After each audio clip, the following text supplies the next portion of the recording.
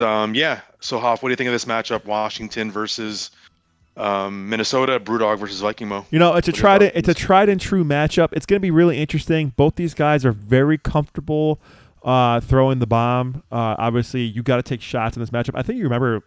I think I had a Thunderdome or some sort of tournament matchup with this, where I think like the game was like 6-3 or 9-6 or something. I don't know who I Yeah. was playing, but like you got to take shots with this. They don't always work. Vikingmoe super comfortable with that 38-44 pass, like the passing 38 passing speed 44. So obviously Whiskey Wade could be really drunk from the P2 side. So it's going to be interesting. I mean, also Brew is Brew can definitely slide tap.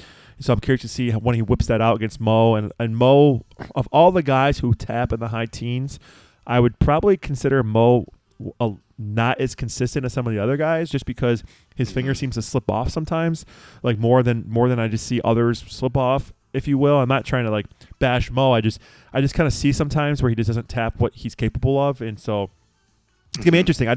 Honestly, I think this matchup is going to be condition-based and just who hits the bomb. I just don't see anything else. These guys are both very good defenders. Brew knows all the routes. Moe is. I mean, honestly, I think Moe is a better defender than someone who plays offense. Like, if I think that he doesn't get enough credit for how well he plays D. So I think this is going to be. They're both two strong defenders who are serviceable offensively. So let's see what happens.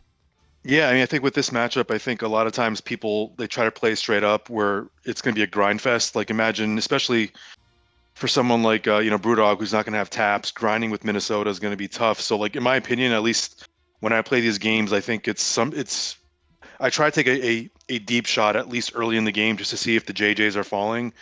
Because if you try to play straight up, it's going to be a low scoring matchup, and I tend to just favor just going for the bombs. And these two guys are pretty good at that. So Brewdog, that's his specialty. With Anthony Carter, granted it's P2, and Vikingmoe is probably low key one of the better JJers. Mm-hmm. I know in 2K he pretty much nailed it all season long. I think 2 seasons ago when I was still there. But I think this matchup will interesting to see how they play. If they just go with the back and B strategy, or if they try to play straight up. And what do you think? From that side, do you think they're going to just play straight up or just kind of bomb it? I think they're going to play more straight up than we probably think they're going to play. Okay. But I would say that in this matchup, I do prefer Minnesota over Washington. I think that I think defensively, they're just faster. Obviously, it's just you got Browner and Mayhew. Browner's I'm more comfortable playing with the safety than I am DB2. So and I think that this is going to be. Plus, you got the nickel with Merriweather. I just think that not that Dolman's going to do anything, but you can even nickel with Dolman too if you want. I just prefer Minnesota in this. It's just a matter. I think it's really going to come down to ultimately how the QBs do. So, yep. What's your prediction? You know what? I'm gonna go. I gotta go P1 here. I'm gonna go with Vikingmoe. All right. All right, guys. So here we go. We got Vikingmoe as the Redskins versus Brewdog as the Vikings for Game 2.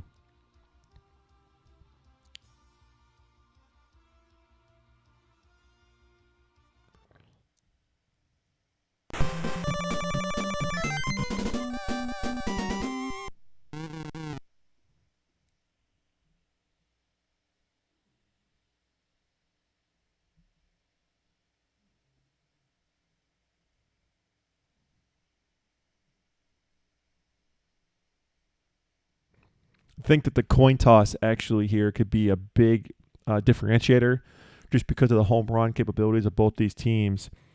You kind of think that double dip at the half could be huge, more so than even usual.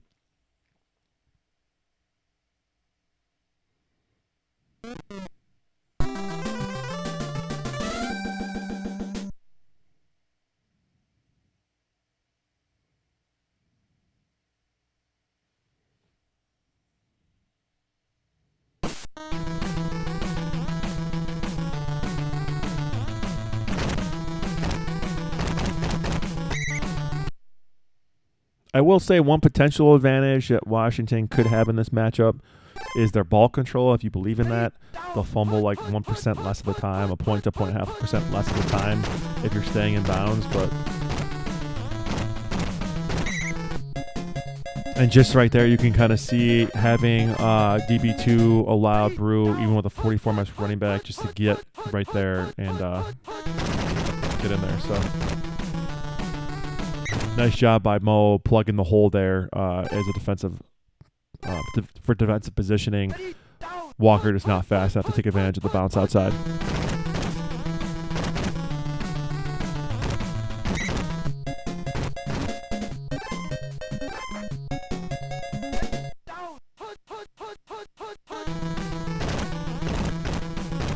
Oh, we got a cross-field option here. And Jones drops the ball. So it worked out perfectly. Brew played that perfectly. You had Moe potentially going deep to so Brew couldn't throw cross-field because that was definitely going to be a JJ pick if he did it, the cross-fielder. But this not good there. But unfortunately, Jones drops the ball. The poll is up, guys. If you haven't voted, please vote. Let us know who you think's going to win. And I was wondering if Moe was just going to lurk off screen there, but no, he went deep on that. And so Brew gets the first down.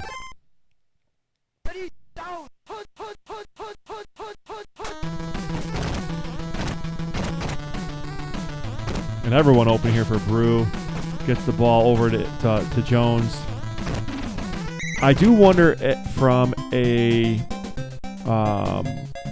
man versus man bomb capability. I think maybe that's why Carter is at wide receiver 2, because basically if Moe mans green, cross-fielder, and gets the CC on green. So you had, as I was saying, is Moe was manning green there, where I just wonder, so basically if he mans Mayhew, it would be one-on-one.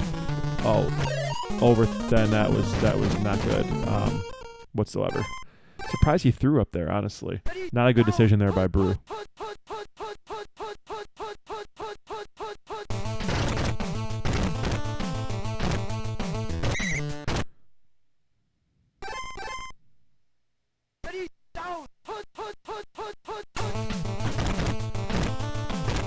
Well, anyway, what I was saying is that he with AC at wide receiver 2, it potentially means that when Moe was manning Mayhew, it's man coverage, and it relies on Moe to actually get good position.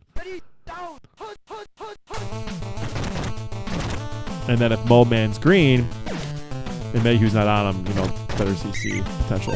So, anyway, back to the game. Bad decision there by Brew.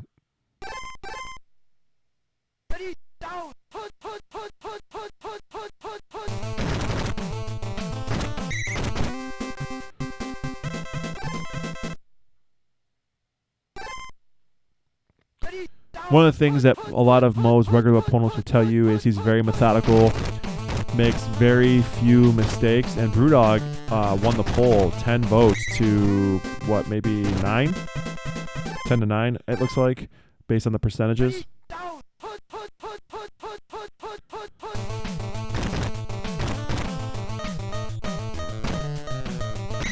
Oh, yeah, I'm doing bad math, 10 to 7. So everyone thinks Bruddog's going to win, so we'll see. But anyway, Moe makes very few mistakes, is the point, and you really just almost have to outplay him or get some Tecmo luck, because he rarely will make the decisions that'll cost him the game. And condition love here for Moe and getting Binder and good, 56 MS running back now, 88 BC. Obviously, Sanders being in bad isn't great, but he still has Clark. Defensively, Carl Lee in bad, no bueno, but he's probably using Browner or someone else anyway. I will say on Brew's side, though, getting Whiskey and good at 1950-50 would be nice.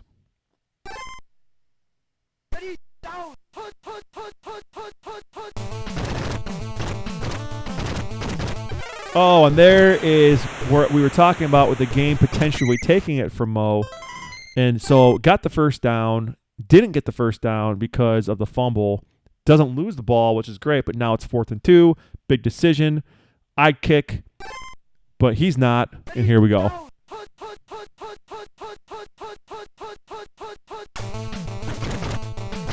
Oh, and he's got Clark open. He's going to scramble for it. There's just nothing you can do there. Don't have the coverage. He didn't have the coverage. If that deep guy's covered, you can bet you can cheat and just go after him and just hope he makes a mistake throwing the ball. But man,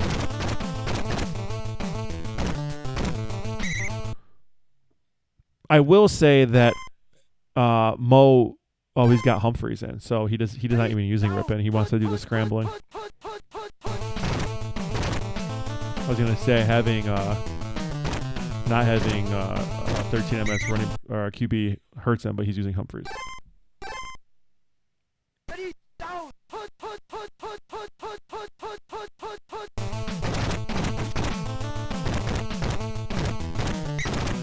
And good D here by Bruddog. It's just, Moe is just 56 MS running back, just chunking. Really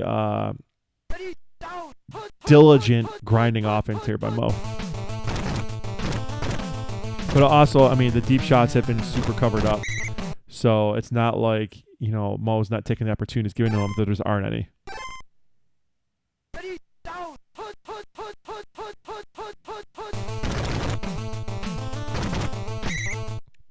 And I will say, Brew is getting some drone help with his tackling of Moe. There's really no ISO grapples so far.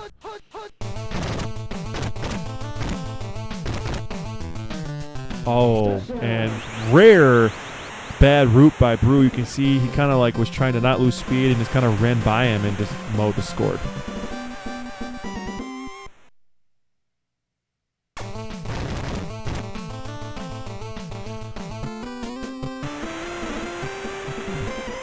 More than enough time here though for Brew to score here before the end of the half, so could at least tie it up here before going into halftime.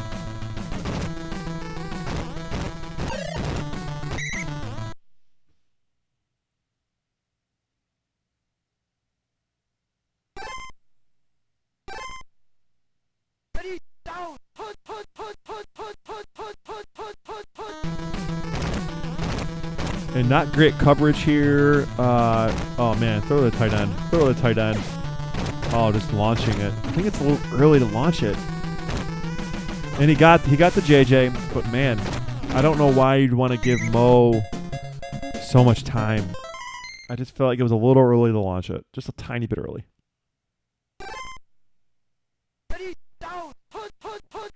I think what I was talking about played out there though, having AAC at the bottom kind of makes Moe play man coverage with Mayhew and requires him to lock on properly in the middle, like for the JJ block or whatever, or a pick, or actually it's not. Oh, it could be a pick 50% of the time, and it just requires Moe to play better D. And, oh man, that was a touchdown if he didn't get caught there at the line. Complete touchdown there. That sucked. I don't know who even broke through there. The top of the line is actually really strong. 269 HP guys. I don't know what just happened.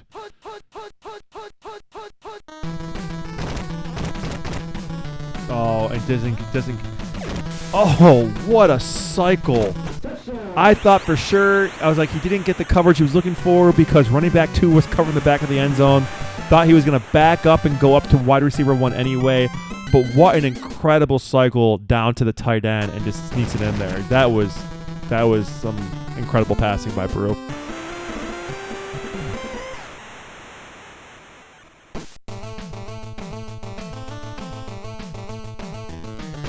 So Moe's gonna have a chance to get this off, but I just don't see him having enough time. Even with 50 MS Clark, I don't think it's worth throwing it to Biner because the 6 MS isn't gonna make much of a difference. It just allows him to call maybe pass 2 instead of. See, I would have put Biner in at tight end. But and no, definitely did not. Oh, and gets the JJ pick. Yeah, that was he was trying to be cute there, and it didn't work.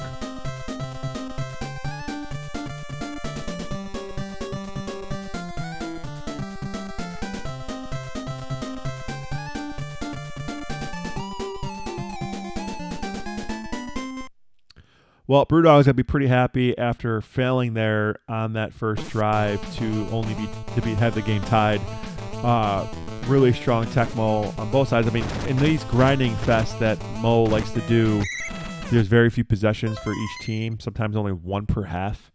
So I would say that this is kind of going the way Mo wants, and plus now the game is in the time format Mo wants, because now hypothetically he scores here, then Bruce scores, and the ball is in Mo's hands to win the game.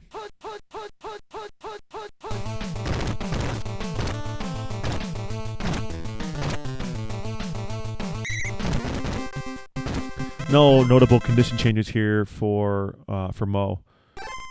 But defensively now, Browner also bad and Merriweather in bad. So not great defensive conditions here for Brew. No, not good at all.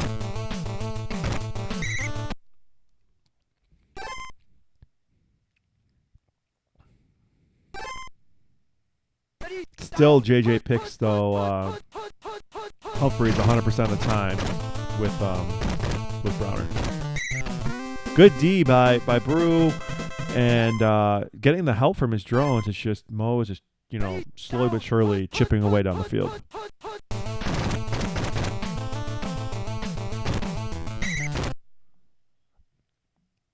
Something to note, if for all you guys who get out tapped regularly like I do, watching when Brew engages, when he gets the help behind him, it's really some next level stuff where you can kind of see him hold off, or obviously dive through people like that. Prime and Nas do that a ton. And then engage properly once he has the help behind him. Oh, gets caught by the blocker there. The guy just kind of ruined his path there. Sometimes it just happens.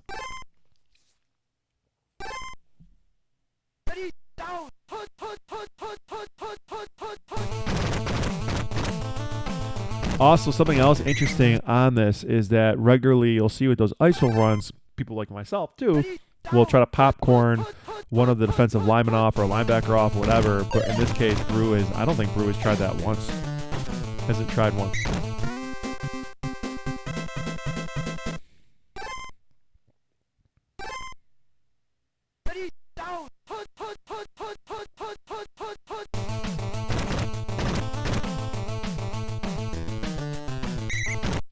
And Mo is just slowly but surely moving down the field. Already taking 3.5 minutes off the clock in this quarter. Kind of what I was talking about. Like Mo's game is more like a one possession per team. Brew finally getting some help there on a big play, and this is a huge 3rd and 5 because you got to think Mo has to take the points.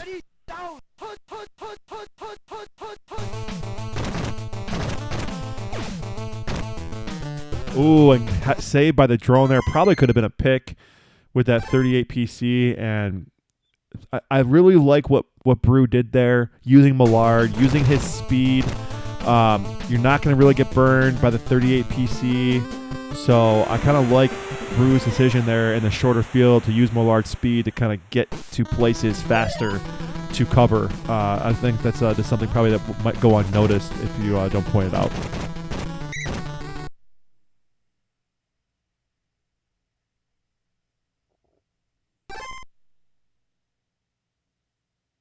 So now the question here for Brew is take shots or really just try to grind it out to the end of the game and just hope your field goal range, and then just kind of hope for the best there at that point.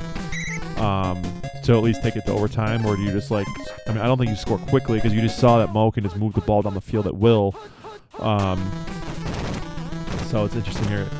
And we kind of talked about a pregame. To see this game be lower scoring than Pittsburgh Jets is just nuts. And so once again, what I was saying before, putting AC at wide receiver 2 requires one-on-one coverage, because usually, with how often DB2 is going to cover wide receiver 2. So kind of like coming out to fruition there. Big 3rd and 12 here, though. It's pretty much 4 down territory, I think, for Brew, honestly.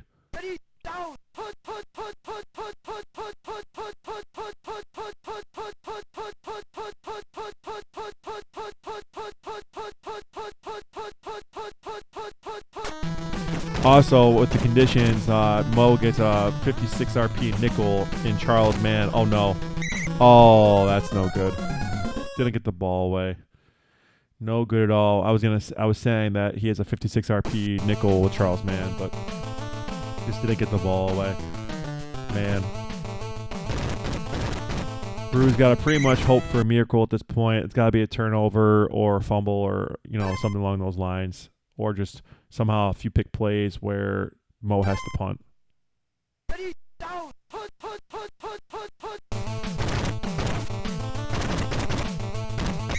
I will say the Minnesota drones are on steroids in this game. They're just always there for the most part to help Brew with his gang tackling.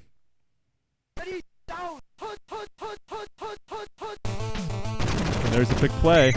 So here we go. I mean, could get it right here somehow, either pick play or somehow JJ block or whatever. Like, this is the play. This is the stop that Brew needs right now to potentially win this game. He has to get the stop here, or else then he has to rely on a turnover.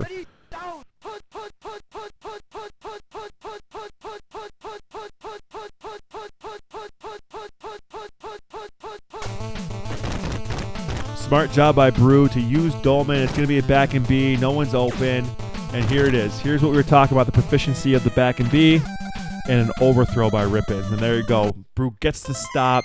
Great D. Moe's been moving the ball at will against him all game, except for, obviously Brew holding up on that field goal. And the question is, if I'm Moe, I go for this. And he is, because basically if you punt it, then Brew can take a shot, and if he scores, you're still going to have time on the other side. And obviously Humphrey is just not doing anything there. I'm surprised in that situation Rippin's not in the game, but Brew gets the stop he needs. And so now, can he burn enough time without giving Moe opportunity while also scoring the touchdown here?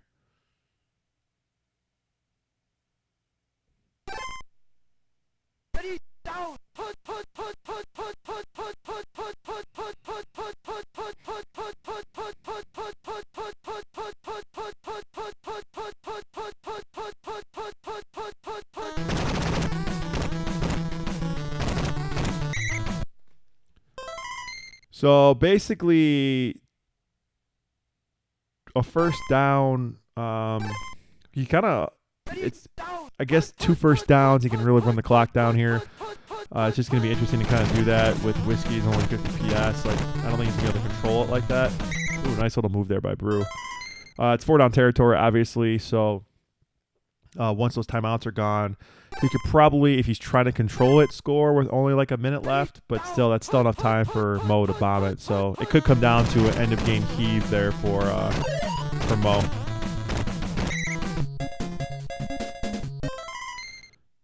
And now I think he might be inside the 10, so you can't even get a first down. Nope. So there's going to be at least a minute left here for Moe, probably a little less. So assuming Brew scores on third or fourth down. So really a lot of pressure here on Brew.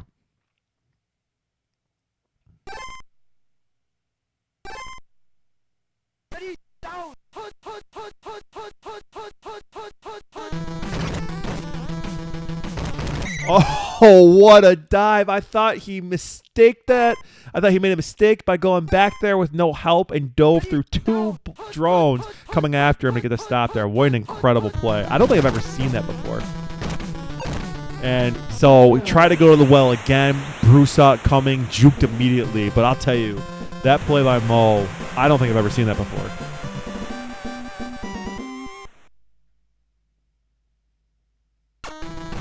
So after the run back with a 31 MS kick returner, Moe's only going to have 30 seconds maybe or so.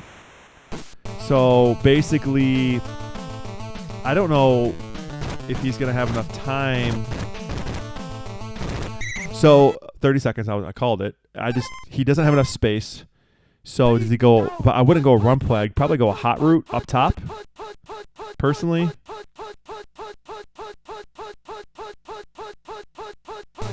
No, see, you're not gonna get enough. You're not gonna get enough going run play there. I would have probably gone. I probably would have gone a hot route up top, away from Browner, and hope for the best to try to get more yardage. But gonna be interesting here. So here we go. You gotta think he's throwing up top, so you're probably comfortable manning Browner here, but you don't necessarily need to.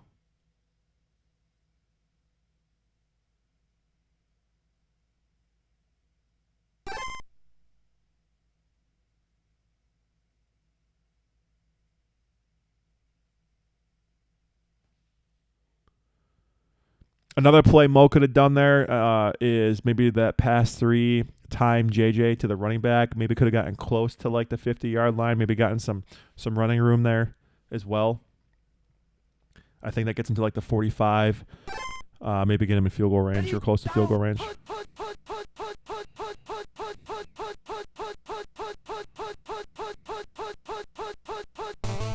All right, didn't call it. He's got coverage. So, see, he's not going to have space.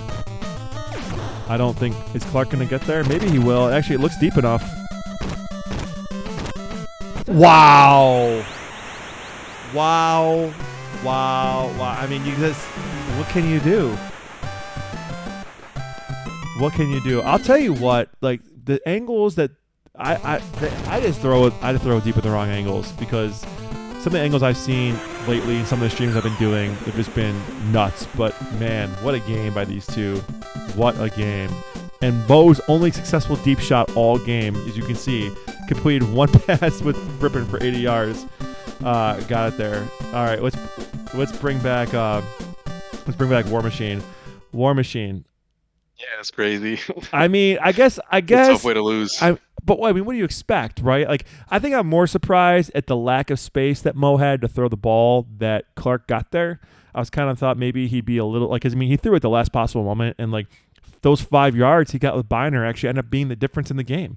If he doesn't get those 5 yards with Biner that I was basically talking shit about, in real time, he doesn't get that touchdown. So, man, what exactly. I think without that run, I think he doesn't get there, and I think he got like an extra like sort of 2 or 3 seconds when he went down a bit in the end zone. He angled down, and that bought him like an extra couple seconds there, and I think that was the difference. But yeah, I mean, I think this goes back to that decision that he made to not punt. I think some of the chat, most of them agreed. I think to go for it there. Which I think you agreed as well, right? And I think 100%. That's exactly. How do you not go for it there? You have to, because exactly what happened. Like, I mean, I think there's a greater possibility Mo does not have the chance to win the game if he punts because of the home run capability of the Vikings offense. Like, I mean, 56 MS, Carter. Like, I just, Whiskey was in good 50-50. I think going for it there, I think the reward of going for it there compared to the risk, because no guarantees Bruce scores either. I mean, he was just, I'm granted, I don't think he's going to make the same mistake twice, but he was just in the red zone earlier in the game and threw an interception. Maybe he mistap, maybe he meant to throw there, or I don't know what happened there, but point is like, going for it was 100% the right move. Anyone who says otherwise is wrong. Yeah, and especially I think even with Bruce scoring there, he's only down by 2, so he has a chance for a field goal. I know he only had like 30 seconds left, I think, once he got the ball, but I think Brew got a first down late on that drive that killed an extra minute or so. So, I mean, I think in Vikingmoe's head, he was probably thinking worst case scenario, he gets the ball back with like a minute and a half, minute 45, something like that, down 2. I think that's a good position to be in. So in that situation with Mo at the end there, do you try to get in a field goal range instead of doing what he did, or do you just do what he did? I think I just do what he did. I think with 31 seconds, I think was when he had the ball before the run. I think that's just that's cutting it close. I think I would have just done exactly what he did: run the ball, get that extra 5 or 6 yards, and then bomb it. Because I think 31 seconds wasn't enough time. Yeah. But yeah, it was a grind fest. I think that's what this matchup is. If you don't bomb it, you're gonna have like these low scoring games, and it sort of came to fruition there. But some late game fireworks though at the end made it exciting. So yeah, Bruddog, great run for him. The toughest road I think out of all the competitors here tonight. Fell a little bit short to a great player, and Vikingmoe moves on to the Final Four against Eifer. Yep. All right, well, nice run, Brew, and Mo just doing Mo things. Like, literally, I don't think he made a single mistake all game, did he? I mean, I can't think of one. I mean, obviously the fumble, and like, I will say though, the constant getting tackled and bounds thing, like, you saw a lot less in this game, but like compared to the last game, like, just some people feel comfortable and I guess some don't. I don't know. All right. Yep. All right, let's move on. Anyway, moving on, game 3. So we got Icon, one of the more polarizing guys we have in the community right now.